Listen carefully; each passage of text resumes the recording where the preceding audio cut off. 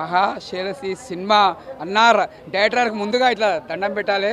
Cinema మాత్రం పండగ మాత్రం సూపర్ తీసే సినిమా. ఎందుకంటే ఒక రవితేజ ఫ్యాన్స్కి ఎలా అనుకున్నామో అలా చూపించారు డైరెక్టర్ గారు. నిజంగా చెప్పాలంటే కాకపోతే రవితేజ గారి సినిమా ఇది ఒక చిన్న ఒక ఎట్లా పోతాడే సినిమా ఒక అవలీలగా తీసేసింది డైరెక్టర్ గారు. ఎందుకంటే ఒక సింపుల్గా వెళ్ళిపోయిన సినిమా. అంటే ఎక్కడ కూడా మనకి ఈ యావరేజ్ కాకుండా హిట్ కాకుండా కూడా మంచిగా ఒక మద్దలుగా తీసిన సినిమా. ముగ్గురు హీరోలు మాత్రం రొమాన్స్ మాత్రం చాలా బాగుంది.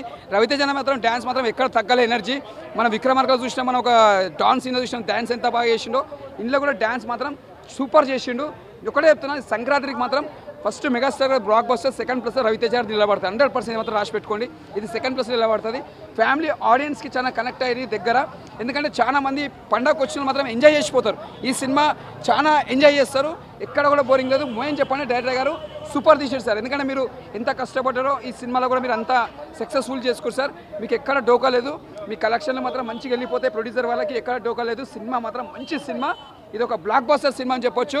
రవితేజ కెరియర్లో మంచి ఒక ఎంటర్టైన్మెంట్ సినిమా.